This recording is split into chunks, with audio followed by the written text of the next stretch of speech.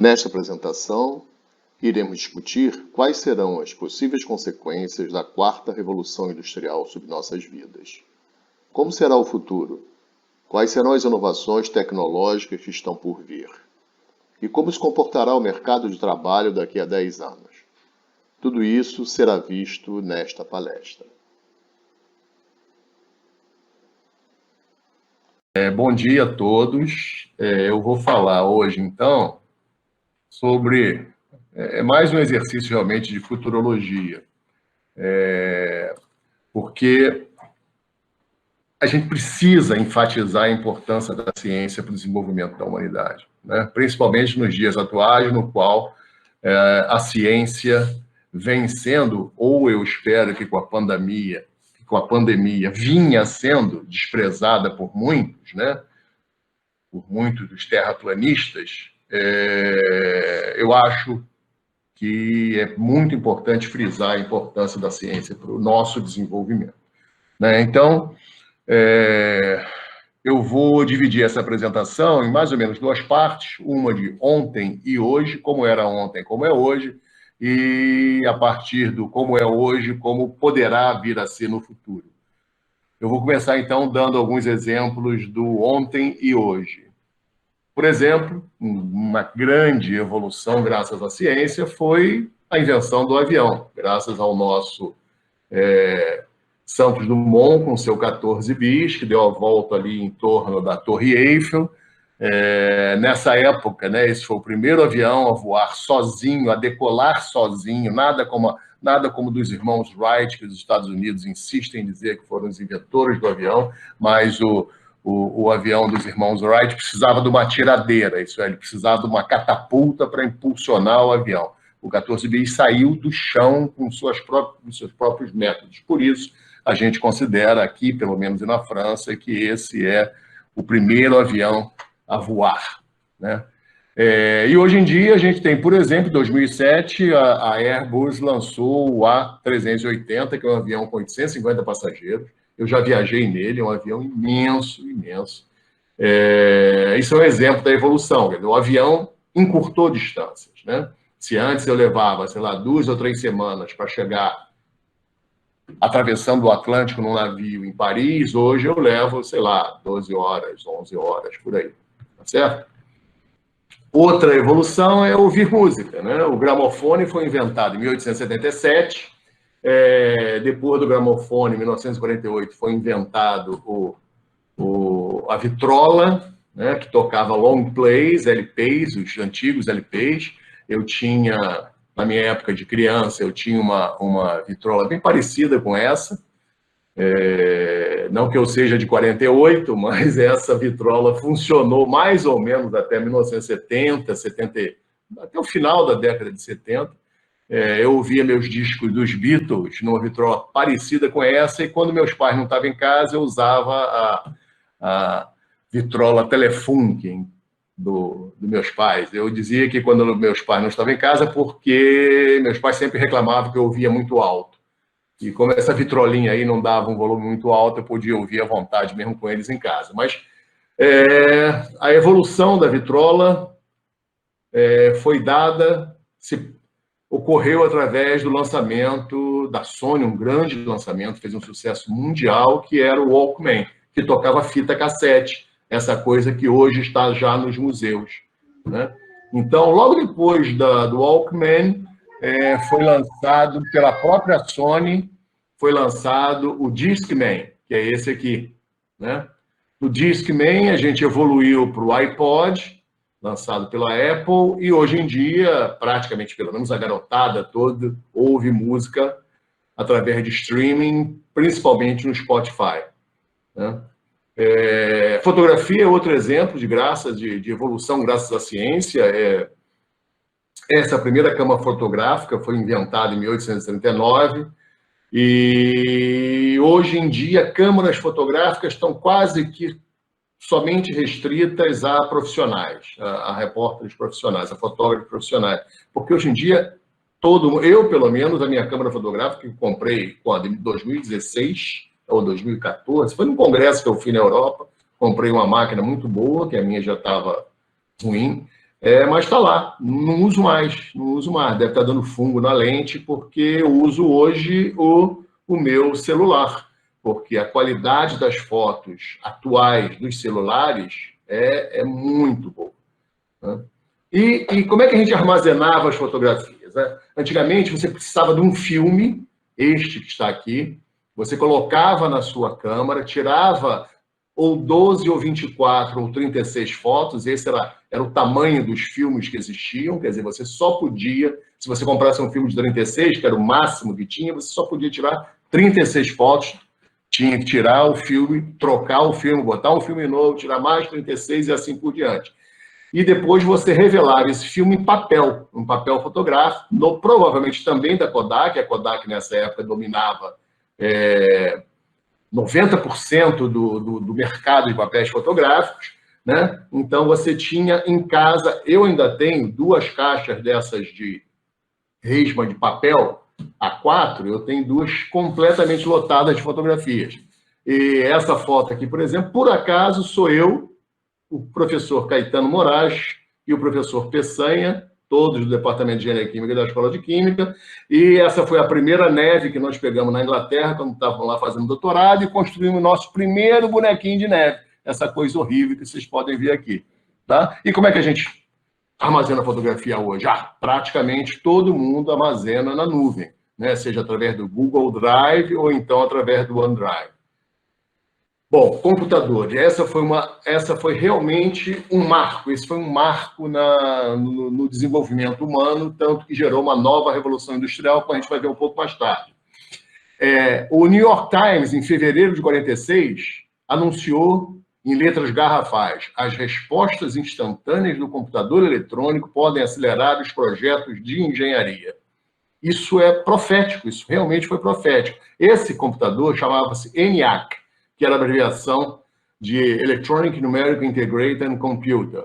Esse computador ele tinha 17.468 válvulas, 7.200 diodos e 70 mil resistores, tinha 5 milhões de pontos que foram soldados individualmente, ele pesava 27 toneladas, né? E ele tinha um comprimento de... quanto? 40 metros? Está apagado aqui para mim, não consigo ver. A área que ele ocupava... Não, era 30 metros de comprimento. A área que ele ocupava era 167 metros quadrados, o que seria equivalente a um retângulo de 4 metros por 40 metros de comprimento. Só para vocês terem uma noção do que era o primeiro computador. E hoje o que a gente tem? A gente tem um laptop que é milhares de vezes mais potente e com milhares de vezes maior capacidade de armazenamento do que o ENIAC. Tá certo? Bom, e como é que a gente armazenava dados nessa época? Eu peguei essa época, viu, gente? A gente usava para registrar os programas de computador que a gente desenvolvia, a gente usava cartões perfurados da IBM, né? Eles foram inventados em 1928. Aí você fala, a IBM tinha bola de cristal, ela adivinhou que o computador ia sair em 1946. Não, é porque esses cartões já eram, antes dos computadores, já eram previamente usados para controlar máquinas, principalmente na indústria têxtil. Mas, então cada um desses cartões equivale a uma linha do seu programa de computação. Então, quanto mais linhas tivesse o seu programa, maior era o seu deck de cartões, e a gente guardava esse deck em caixas como essa aqui, nas caixas IBM, que era a própria caixa com cartões novos. A gente botava nossas caixas aí e defendíamos nossas caixas com a nossa vida, porque no meu mestrado, por exemplo, eu tinha uma caixa dessa com os programas que eu desenvolvi no mestrado, e o meu maior medo era a caixa cair no chão e os cartões se misturarem todos. Com isso, eu teria todo o meu programa misturado e eu levaria horas e horas para conseguir ordenar os cartões na ordem correta. Medronho, por favor, as pessoas estão pedindo para que você oculte o aviso embaixo aí do compartilhamento. Tá. E depois você veja, quando você processava num computador mainframe, num computador de grande porte, né, eu usava, logo que eu entrei na escola de Química, eu usava o IBM 1130, famoso computador, que hoje está em qualquer museu de computação, deve ter um IBM 1130, porque ele realmente foi um marco. A gente processava no computador e o resultado vinha em papel, isso aqui, em formulário corrido. Tá? E como é que a gente faz hoje? Bom, hoje você tem um monte de formas de guardar eletronicamente seu resultado, seja em pendrive, seja em S-Disk ou em HDs de altíssima capacidade. Por exemplo, esse que está aqui é de 4 tera. Tá? Outra evolução, principalmente para nós engenheiros, foram as calculadoras científicas. O primeiro instrumento para se fazer conta foi inventado entre 2700 e 2300 a.C., era o famoso ábaco, foi inventado na Babilônia. Depois disso, o Pascal, o bom e velho Pascal, inventou em 1646 essa calculadora aqui, que foi apelidada de Pascalinho, Pascaline. Ela só fazia soma e subtração. Aí, alguns anos depois, o Leibniz, o grande Leibniz, inventou uma outra máquina que fazia as 4 operações. Essas máquinas que antigamente, muito antigamente, se via em banco, que tinha uma manivelinha que o cara rodava para frente, rodava para trás e fazia a conta, era ainda baseada na máquina do Leibniz.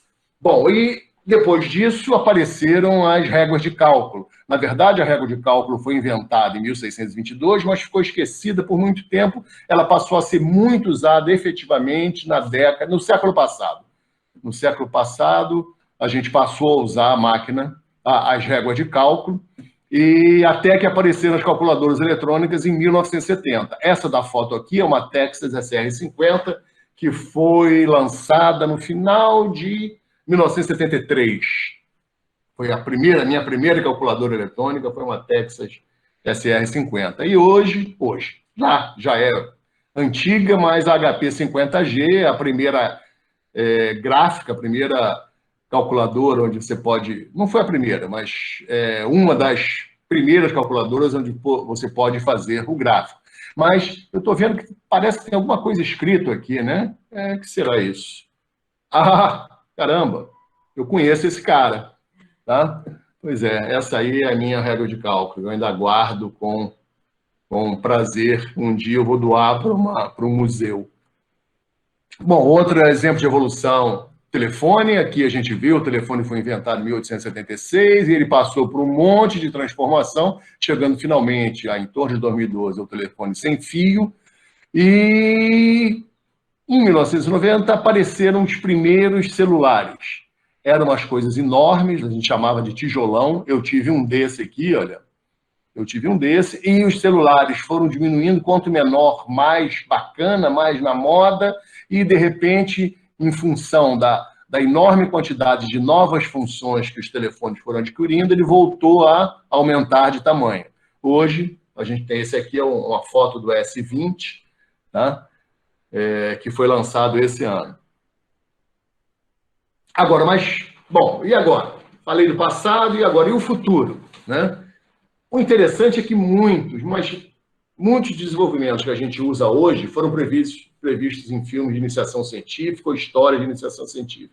Por isso que eu tenho o maior respeito por escritores de ficção científica. Eles são capazes de prever o futuro. Então, eu vou falar aqui e, a partir daqui, na verdade, de uma série que eu adorava na televisão, tá? Que era A Jornada nas Estrelas. Né? Esse aí é o Capitão Kirk, essa é a música de introdutória da Jornada nas Estrelas, tá certo? E ele está aqui, ele aparece aqui, o Capitão Kirk, telefonando para a Enterprise.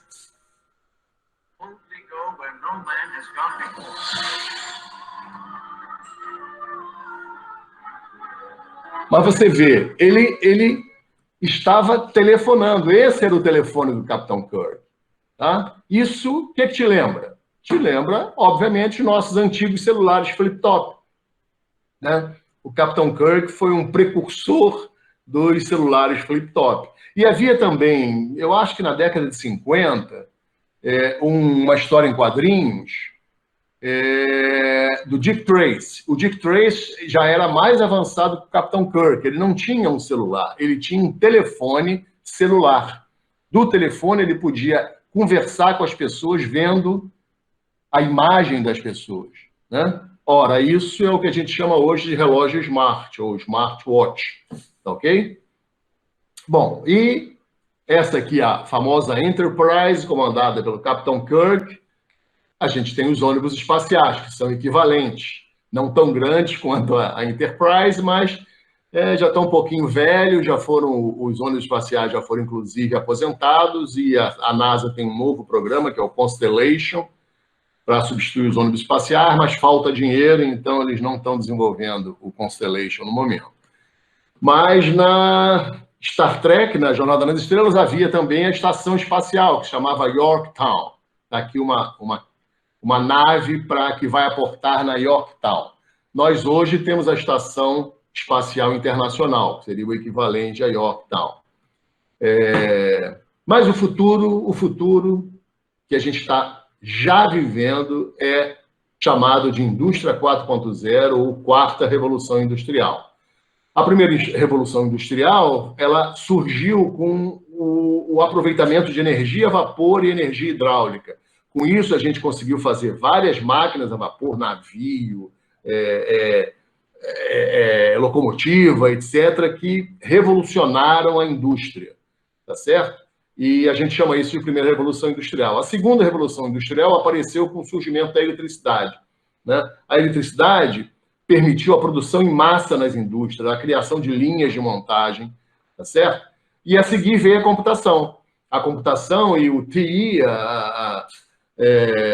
realmente também revolucionaram, porque permitiram o controle por computador e a automação dos processos industriais. Hoje, o que a gente chama de quarta revolução industrial é mais uma colaboração de várias tecnologias disruptivas que surgiram nos últimos tempos, internet das coisas, computação em nuvem, machine learning, etc. Então é isso, a indústria 4.0 vai reorganizar a cadeia produtiva, conectando principalmente máquinas e pessoas, é o que a gente chama dos sistemas cyberfísicos. As fábricas vão se tornar inteligentes, vão ser as smart factories, tá bom? E a grande vantagem é que ela otimiza o processo produtivo e eles passam a ser facilmente adaptáveis às necessidades. As necessidades de produção são facilmente controladas. Essas tecnologias disruptivas a gente pode chamar da impressão 3D, a inteligência artificial, a internet das coisas, a biologia sintética e os sistemas cyberfísicos que integram tudo isso. Eu tinha preparado uma descrição de cada uma dessas, mas ficou gigantesco a minha apresentação, eu fui obrigado a cortar, porque realmente a indústria 4.0 seria motivo para uma outra live. Senão a Verônica não ia me cortar no meio da minha apresentação, eu conhecendo-a bem como eu conheço. Então, mas uma coisa que me impressiona muito a impressão 3D. Então, eu mantive a descrição que eu ia fazer da impressão 3D. Bom, a impressão 3D, uma impressora 3D é simplesmente uma máquina que converte um arquivo, um programa, em objetos tridimensionais, com base em superposição de camadas de um dado material. Atualmente, esses materiais, enorme a quantidade desses materiais, são mais de 250 materiais que podem ser plástico, que é o comum, a gente, em geral, quando pensa em impressora 3D, pensa em plástico, mas pode ser metal, pode ser cerâmica, vidro, borracha, couro e até mesmo células-tronco. Isso eu vou mostrar hoje. Ou chocolate. Tá? Bom, então, a gente pode, com isso, fazer peças de metal. Por exemplo, você não necessita mais ter um estoque na sua fábrica de peças de reposição. Tá? Hoje em dia, a gente tem peças de reposição das coisas mais críticas, que é para não perder produção enquanto você encomenda de São Paulo a peça para chegar no Rio. Né? Mas isso não vai ser mais preciso com a impressora 3D. Você quebrou a peça, você constrói uma outra em uma hora e bota no lugar. Tá? Construção civil, vocês vão ver, vou mostrar já a construção de casas com impressora 3D, por incrível que possa parecer. Itens de vestuário, roupas, né? E também saúde, a impressão de tecidos humanos e órgãos do corpo, etc. a quantidade de aplicações da impressão 3D não tem fim. Vamos falar da construção civil, em primeiro lugar. Essa New History é uma organização que tem como, é uma ONG que tem como objetivo levar moradias decentes para as pessoas mais necessitadas. Ela fez um projeto em colaboração com essa Icon, que é uma empresa de tecnologia de construção, em maio de 2019. E essa é a cara do bairro, tá? Que eles pretendem ou que eles construíram. As primeiras casas foram construídas agora, em dezembro, agora no México. A grande vantagem, como essas casas são feitas através de impressão 3D e através de um programa de computador, você pode personalizar. Então, cada morador pode personalizar a sua própria casa. E para você ter uma ideia, o tempo de construção de uma casa de 55 metros quadrados é um dia, 24 horas. E o custo é inferior a $7 mil, que dá, sei lá, menos de 35 mil reais. Tá? Então, vamos ver como é que funciona essa super impressora 3D.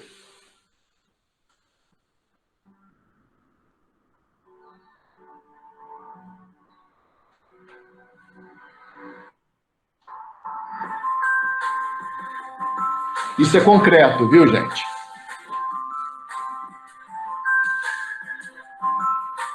Olha a super impressora lá. Olha o tamanho da bicha.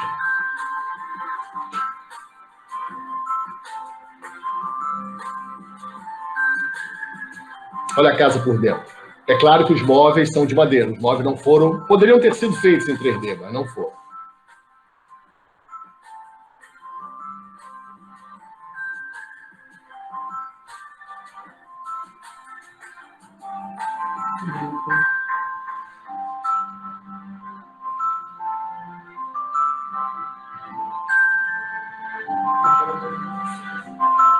Fantástico, né?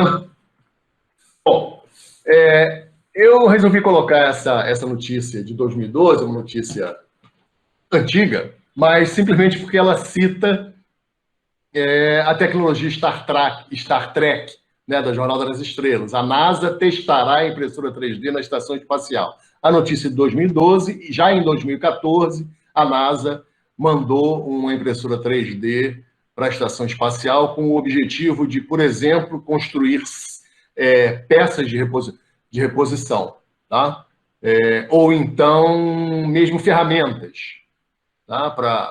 Para usar na estação espacial.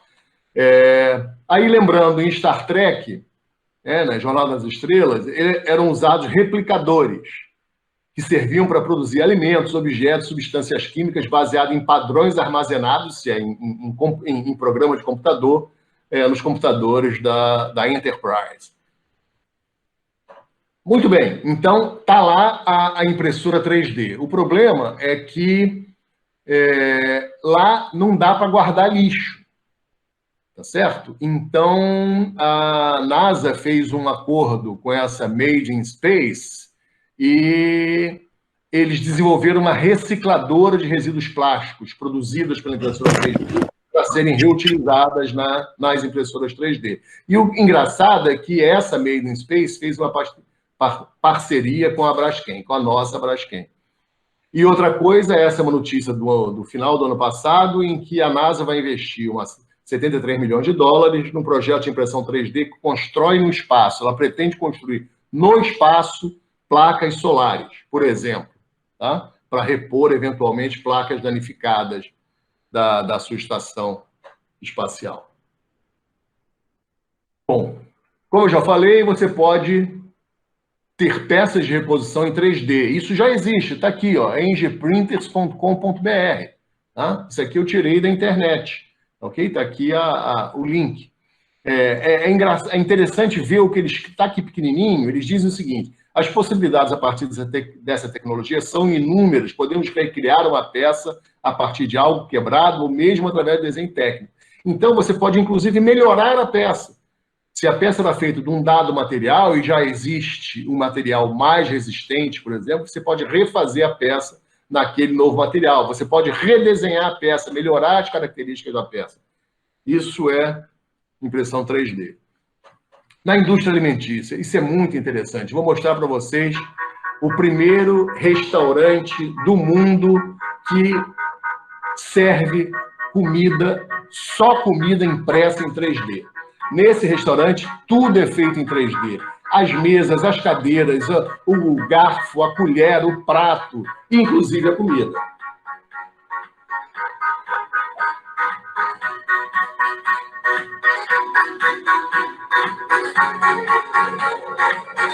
Ele é localizado em Londres.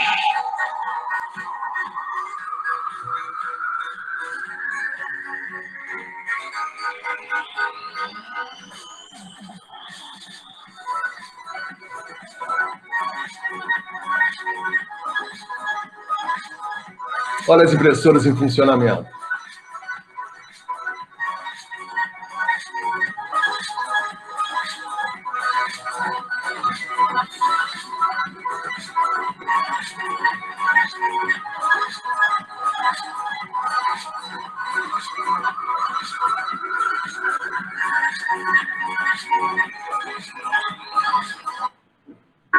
Pois é, eu sinto muito dizer, mas o futuro já chegou. Aqui uma outra notícia bem interessante. Os astronautas cultivam carne no espaço pela primeira vez. Isso vai ser uma beleza para os astronautas, porque as comidas que os astronautas comem hoje em dia, está aqui um banquete na Estação Espacial Internacional, e são essas coisas acondicionadas em plástico, coisas que eles têm que chupar, né? Porque líquido não dá para você botar na caneca ou no copo um copo de suco de laranja, ele vai voar, vai sobrevoar. Não dá para você botar um pão crocantezinho, na hora que você cortar o pão vai ficar aquele bando de partículas de pão voando pelo espaço. Então, as coisas são sólidas, acondicionadas em latas ou em plástico, etc. Mas o que esse pessoal, o segmento russo, a turma russa da Estação Espacial Internacional fez? Essa firma Alep é uma startup de tecnologia alimentar israelense. O que ela fez foi o seguinte: eles mandaram células bovinas para a estação espacial, tá? Eles pegaram essas células bovinas e transformaram em células-tronco. Como vocês sabem, as células-tronco podem se diferenciar para formar qualquer outro tecido humano. Então, eles as diferenciaram para formar tecido muscular. Em outras palavras, eles cultivaram um bife em microgravidade. Tá certo? Bom, saúde. Vamos ver um pouco do que a gente pode fazer também com relação à construção de tecidos humanos e órgãos, inclusive coisas feitas no Brasil. A bioimpressora 3D pode se transformar em alternativa para o tratamento de queimaduras graves. Esta pesquisadora da Universidade Federal do Rio Grande do Sul coordena um estudo para desenvolver pele sintética com o equipamento. O desafio é definir a melhor fórmula para a biotinta, material feito com células que será utilizado para a impressão do tecido. É uma receita, né? Eu preciso do banheiro adequado, com aquele solvente ou aquele diluente adequado, que não vai matar as células, e colocar a célula adequada. Então, essa é a nossa mistura para fazer a nossa biotinta. Na Universidade Federal de São Paulo, cientistas pesquisam uma biotinta para produzir tecidos cerebrais. O objetivo é fazer com que o cérebro humano seja capaz de se regenerar e evitar sequelas de doenças como o AVC e tratar o Alzheimer. O nosso objetivo com essa tecnologia é tentar reproduzir, mimetizar pedaços do cérebro, partes do cérebro. O nosso laboratório tem um interesse de estudar regeneração no sistema nervoso central. Talvez a gente poderia usar a bioimpressão para tentar substituir partes perdidas do cérebro. Quando a gente tem trauma, um AVC, uma doença neurodegenerativa, os neurônios morrem e não tem substituição. Neste ano, os cientistas israelenses anunciaram que desenvolveram um mini coração que pulsa, impresso a partir de células humanas.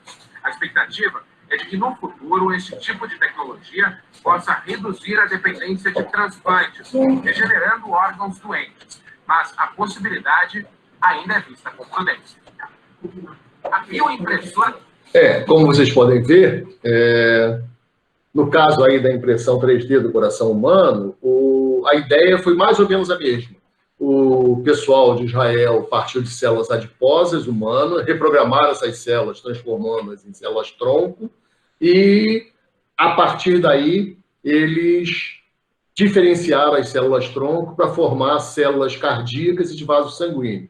Com isso, eles conseguiram construir um coração real. É um coração ainda pequeno, de 3 centímetros de diâmetro, mas é um coração humano. E a ideia é usar essa tecnologia, quando melhor desenvolvida, para substituir transplante.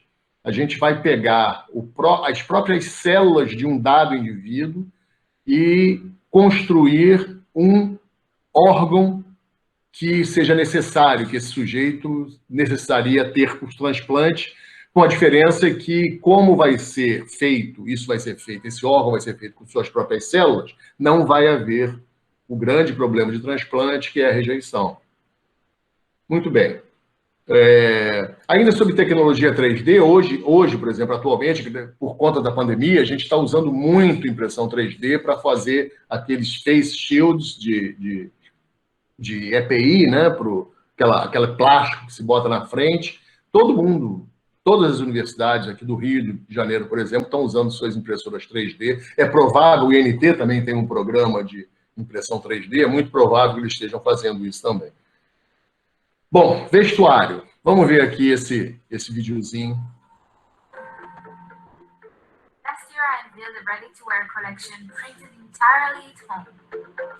Roupas feitas em casa com impressão 3D.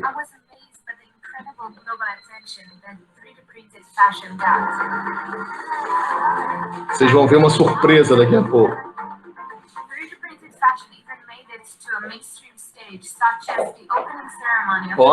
Olha, Rio de Janeiro, Maracanã, abertura das Paralimpíadas, a moça estava vestindo uma roupa impressa em 3D.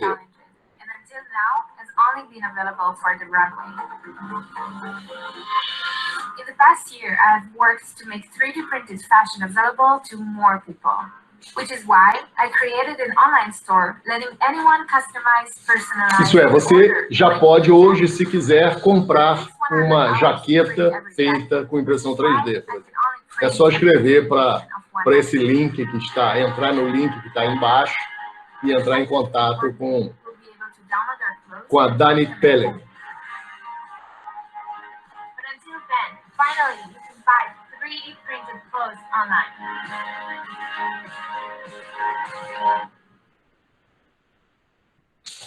Bom, como será o amanhã? Difícil, né? Muito difícil de você prever. Então, existem 2 estudos recentes, um do World Economic Forum e outro da Dell Technologies, que tentaram prever como seria o mundo no futuro. Esse estudo da Dell, ela tinha como foco 2030, e eles entrevistaram 3.800 líderes, isso é, CEOs de empresas de médio e grande porte em 17 países de vários continentes. Bom, os dados do World Economic Forum, essas são, segundo esse estudo, as tecnologias emergentes. É a realidade virtual, é o blockchain, isso é livro contábil eletrônico, altamente seguro, em que não pode haver nenhuma edição, automóveis autônomos, IoT, né, e conectando internet das coisas, conectando praticamente em tempo real, quando a internet 5G estiver disponível.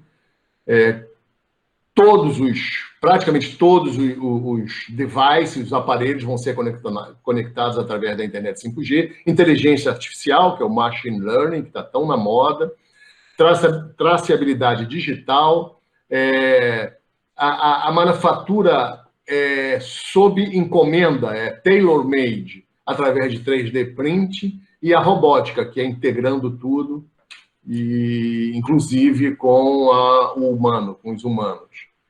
Bom, nesse fórum, uma história interessante, é uma história eles falaram, uma história de fracasso e uma história de sucesso. A história de fracasso é o caso da Kodak.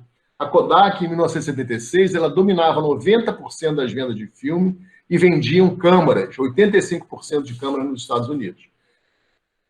Esse é um problema que vocês, jovens, vão ter que lidar. Tá? O sucesso não pode cegar a empresa. Se isso acontecer, é sinônimo de desastre. Então, a Kodak, veja só, a Kodak criou a primeira câmera digital do mundo comercial em 1975. Tá? A minha primeira câmera digital era uma Kodak. Mas os executivos não apostavam em fotografia digital. Né? Eles não conseguiam imaginar um mundo sem filme fotográfico, sem o papel. Tá? Então, o que aconteceu? Nos anos 2000, as vendas começaram a despencar, tá? Por conta das câmeras digitais, principalmente da Sony, e a Kodak foi à falência em 2012, quando ela tinha, sei lá, 170 mil empregados. Foram todos demitidos. A história de sucesso é o caso da Netflix. Esse é um caso muito interessante.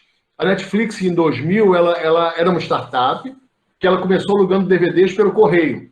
Tá? Aí houve o estouro da bolha da internet. Não sei se vocês lembram, pelo menos o pessoal mais experiente, lá pelo ano 2000, teve um grande escândalo, um monte de empresa quebraram, várias empresas quebraram. Então, eles ficaram, a Netflix, numa situação financeira muito complicada.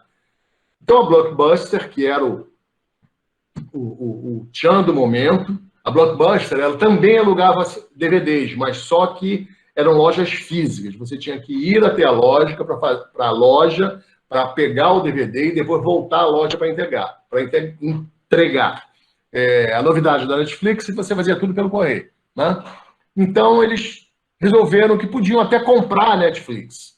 Aí, durante a conversa, o executivo, lá, o CEO da Blockbuster, disse que duvidava do poder da internet e dos benefícios que uma empresa online podia trazer. O que uma empresa online poderia trazer para a Blockbuster? Nesse momento, a Blockbuster tinha estourado no mercado. Elas fizeram uma oferta pública de ações e bombou. Nessa oferta pública, eles arrecadaram 465 milhões de dólares. Eu não sei se vocês lembram, mas havia Blockbuster quase que aqui no Rio de Janeiro, quase que em toda a esquina. Né? Elas eram um sucesso lá em torno do ano 2000. Bom, aí, nessa conversa sobre a compra da Netflix pela Blockbuster, o CEO deles perguntou qual era o preço que o pessoal da Netflix queria, e quando a Netflix respondeu que era 50 milhões de dólares, o CEO não conseguiu segurar a risada, entendeu? Em resumo, o acordo não foi fechado. Bom, a gente sabe qual é o resto da história, né? A Netflix conseguiu passar por esse momento difícil e se tornou a precursora e líder no formato de streaming e explodiu em valor de mercado. Por exemplo, nesse ano de 2020, ela está avaliada em cerca de 158 bilhões, que é um valor superior à Disney. Tá? A Blockbuster, mesmo no seu auge, nunca valeu mais do que 5 bilhões. E acabou a Blockbuster. Tá? Bom, a Netflix, ao longo da sua vida, ela praticamente se tornou 4 diferentes companhias. E é isso que precisa ser feito com as companhias. Quando você, com o desenvolvimento da ciência, os novos engenheiros precisam estar de olho no que pode ser feito para manter a sua empresa ativa no mercado. Foi isso que fez a Blockbuster. Eles começaram com DVD, passaram para aluguel, começaram no stream on demand, né? E hoje são o maior produtor, talvez o maior produtor, não sei se é o maior produtor, mas a quantidade de filmes que já ganharam até Oscar, né? De filmes que são criados pela Netflix é enorme. Bom, agora o estudo da Dell. São aqueles 3.800 CEOs, né, que responderam. Vamos nos focar nesse aqui. 85% dos trabalhos em 2030 sequer existem hoje. Tá? Essa é a previsão dos principais executivos de grandes empresas em 17 países, em todos os continentes. O que isso significa? Isso significa que 85% das profissões que existirão em 2030 ainda não foram criadas. Então, para os alunos, quer dizer, para os nossos engenheiros, é muito, muito mais importante saber aprender do que ter um processo decorado, saber de trás para frente esse processo, né? E esse fato coloca sobre nós, das universidades, sobre os professores, uma enorme responsabilidade, porque, primeiro, que a gente tem que ensinar os fundamentos, que é muito mais importante do que decorar processos. E até porque esses processos amanhã podem não mais existir, né? E logo, o que as universidades precisam é ensinar os fundamentos científicos, né? E, além disso, deve fazer todo o possível para fazer com que o aluno consiga aprender sozinho, porque é isso que os novos engenheiros, ao longo dos próximos 20 ou 30 anos, vão ter que fazer. Tá certo? 84% dos líderes esperam que todos os seus funcionários sejam especialistas digitais. Isso, hoje em dia, já é muito importante, né? Quer dizer, 8 entre 10 líderes esperam que seres humanos e máquinas trabalhem como equipes integradas na sua organização dentro, vamos dizer, de 5 anos. Bom, aqui vou falar um pouquinho sobre um livro que esse sujeito aqui, o John Pugliano, publicou, que está aqui embaixo a referência. Ele falou uma coisa muito importante. Qualquer trabalho que seja rotineiro ou previsível será feito por um algoritmo matemático dentro de 5 a 10 anos. Tá? Então, com isso, ele previu que algumas profissões vão perder, perder postos de trabalho. Elas não vão desaparecer, mas a quantidade de postos de trabalho vai diminuir, em alguns casos, sensivelmente. Segundo ele, médicos estaria incluído nisso, porque diagnóstico de doenças comuns serão facilmente automatizados. Isso já existe hoje. Tem o Watson da IBM que já faz isso. Mas, no entanto, sempre haverá uma demanda para médicos que trabalhem, por exemplo, em sala de emergência. A gente está vendo aí a falta que médicos de sala de emergência fazem na pandemia atual, né? E outros tipos de especialistas, como cirurgião plástico, né? As pessoas vão continuar sendo, cuidando de sua aparência. Os advogados, a mesma coisa que se falou para o médico, vale aqui. Coisas com menor nível de especialização serão efetuadas por computadores. Então, esse advogado que trabalharia lidando com tarefas rotineiras, o seu campo profissional vai diminuir. A mesma coisa, de novo, para arquiteto. Construir uma casa simples, a impressora 3D vai fazer. Não precisa de um arquiteto para isso. Os que vão continuar sendo requisitados são aqueles que são, na verdade, um arquiteto artista, né? Porque capacidade criativa ainda não é possível implantar numa máquina. Eu espero que nunca seja. Ele diz também que os contadores, os pilotos de guerra, policiais, eu não concordo muito com policiais, e corretores de imóvel também vão... Corretor de imóvel eu concordo inteiramente. Isso aqui, hoje em dia, vai ser tudo feito por internet. Hoje em dia já é assim, praticamente, né? Pilotos de guerra, porque os aviões vão passar, principalmente de guerra, vão passar a ser não pilotados, não tripulados. São os drones que a gente vê atacando postos por aí. Agora, um grande problema que a América Latina tem é exatamente a falta de qualificação profissional. Para vocês terem uma ideia, isso aqui é o percentual de trabalhadores em atividades que requerem níveis de qualificação baixos ou médios. Isso é um estudo da Accenture, por acaso, onde meu filho trabalha. Nos Estados Unidos, só 58% trabalham nesses níveis de baixa ou média complexidade. Tá? Na União Europeia, 59%. Na América Latina, 80%. Ok? E 25% contra 45% de pessoas entre 25 e 64 anos têm formação de nível terciário, isso é a formação universitária. Tá? Reino Unido e Estados Unidos, 45%. Isso é um problema para nós. Então, o Laboratório do Futuro da COP fez um estudo semelhante àquele que eu mostrei do John Pugliano, sobre profissões com maior risco de automação nas próximas décadas. Operador de telemarketing, operador de caixa, está aqui uma relação de profissões que provavelmente vão desaparecer, né? E profissões com menor risco são essas, eles calcularam inclusive o percentual de risco, agente comunitário de saúde, médico clínico, professor de nível superior do ensino fundamental e etc. Enfermeiro, farmacêutico, né? E as áreas, segundo esse estudo, as áreas de atuação que devem ganhar muita importância no futuro são as áreas que envolvem criatividade. Ator, designer, publicitário, por exemplo. Ou de relação interpessoal, enfermeiro, cuidador de idosos, professor, personal training, manipulação avançada de dados, isso aqui é muito importante, é a área dos engenheiros, cientistas, contador, analista, gerente, executivo. O contador está aqui, mas... Manejo de operação com máquinas, isso também é super importante, é profissional de TI e outros especialistas em tecnologia. Bom, mas, como eu falei ainda há pouco, o futuro já chegou.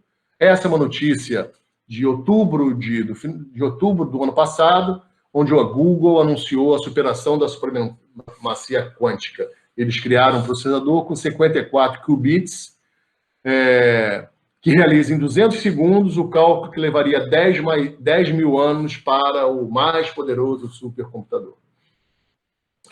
O qubit é algo que é semelhante aos nossos bits. Os nossos computadores usam bits, né, que pode ser 0 ou 1. O qubit, um n qubit significa 2 a n bits. Por exemplo, 54 qubits é 18 quadrilhões de bits. Só para vocês terem uma noção da potência desse bichinho aqui. É bem verdade que logo que saiu essa notícia, a IBM, que também é outra que está tentando desenvolver computador quântico, ela criticou, dizendo que eles levaram esses 10 mil anos, a Google levou em consideração só a memória RAM do chip, que se levasse em consideração capacidade de armazenamento externo, esses 10 mil anos se transformariam em 2,5 dias, mas isso é briga de cachorro grande, mas de qualquer forma é importante saber que o computador quântico está próximo de se tornar uma realidade. Essa é uma notícia deste ano, tá? Saiu publicada na Nature. Cientistas usam células de rãs para criar o primeiro robô vivo. Eles chamaram de xenobots, tá? Eles vão ser capazes de carregar medicamentos ou desentupir artérias. Tá? Esse bichinho aqui foi criado a partir de células de RAM, ele se mexe, ele se move. É um organismo, isso é a mais pura aplicação de biologia sintética. Ok? Está aqui o artigo, ele foi publicado em 2020, tá? Na PNAS, é o Proceedings of National Academy of Science dos Estados Unidos. Tá? Eu coloquei aqui a tradução do resumo, vocês podem ler depois. Tá? Mas, basicamente, eles criaram, através de software com computador, em sílico, eles criaram possíveis candidatos a robôs vivos. E depois, através de células-troncos e diferenciação, eles criaram, no laboratório, essas mini organismos vivos. Tá? Outra notícia deste ano. Cientistas teleportam dados entre 2 chips via entrelaçamento quântico. Isso é uma coisa absolutamente fantástica. Cientistas da Universidade de Bristol, nos Estados Unidos, na Inglaterra, e na Universidade Técnica da Dinamarca, foram capazes de teletransportar dados quânticos entre 2 chips usando o entrelaçamento quântico. Tá? Só para você ter uma ideia, o entrelaçamento quântico foi chamado de ação fantasmagórica à distância por Albert Einstein, que acreditava que este evento era impossível sob as leis da mecânica quântica ortodoxa. Precisou o Bell descrever, através de seu teorema, a possibilidade de que isso realmente poderia acontecer e que agora foi feito. Imagina, um chip estava na Inglaterra, o outro estava na Dinamarca, e o que foi feito no chip de cá, instantaneamente, praticamente instantaneamente, foi feito no chip de lá. Esse aqui é o artigo, tá? É o artigo original, que foi publicado na Nature Science, na Nature Physics, tá certo? está aqui a referência, e isso vai revolucionar a transmissão de dados. Tá? A comunicação vai ser praticamente instantânea. Um detalhe, essa comunicação chip-to-chip alcança uma velocidade maior do que a da luz, o que o Einstein dizia ser impossível. Bom, para fechar o Star Trek, o Dr. McCoy, que era o médico da Enterprise, ele usava esse bichinho aqui, que era chamado de tricorder. Tá? O tricorder era como se fosse um scanner. Ele escaneava, está aqui o Dr. McCoy analisando uma paciente, ao lado do Capitão Kirk, comandante da Enterprise, e do Mr. Spock, o venusiano, que era o imediato da Enterprise, com uma tripulante. Ele está usando o tricorder para escanear a pessoa, e com isso ele tirava tudo que a pessoa poderia ter. Bom, vocês vão ver que a gente está chegando perto de ter também o tricorder com esse último vídeo que eu vou mostrar, que mais ou menos é um resumo de tudo que eu falei.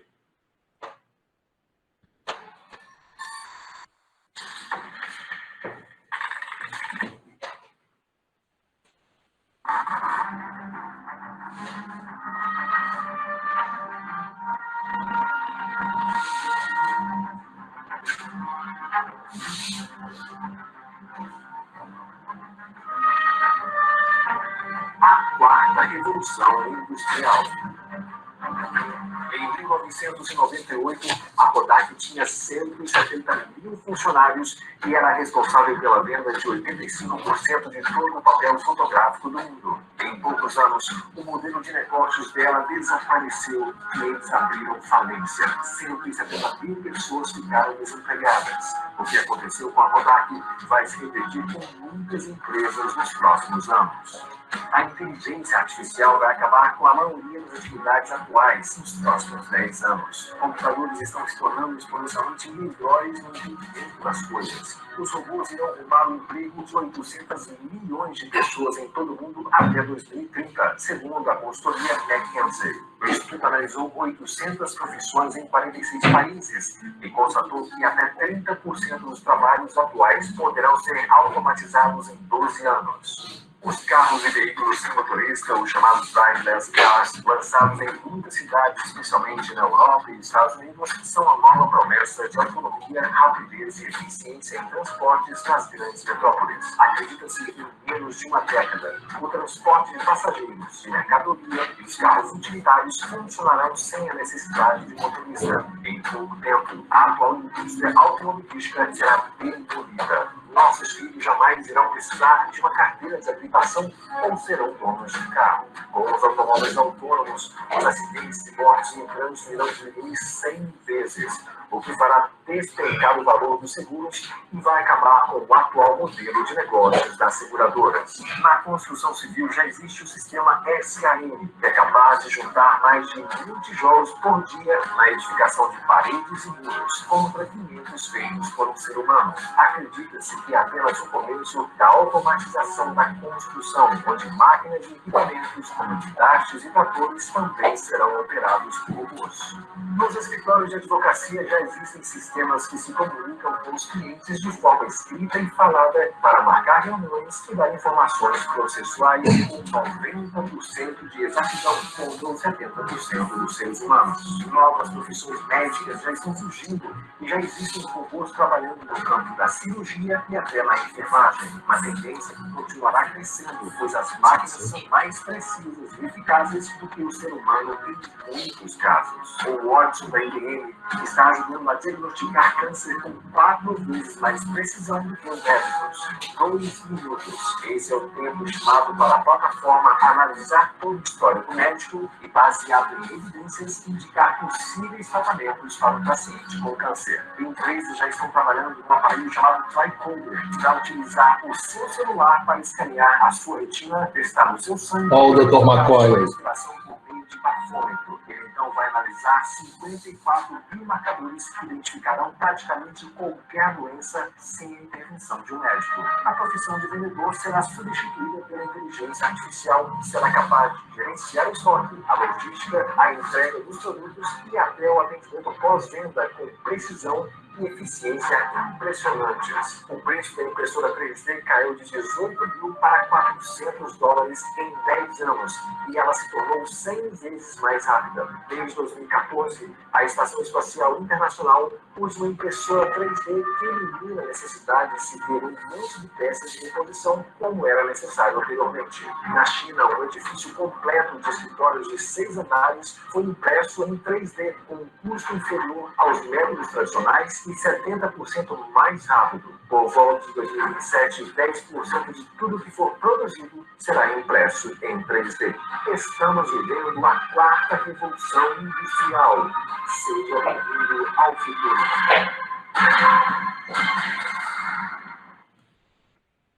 Bom, era isso que eu queria apresentar. Muito obrigado.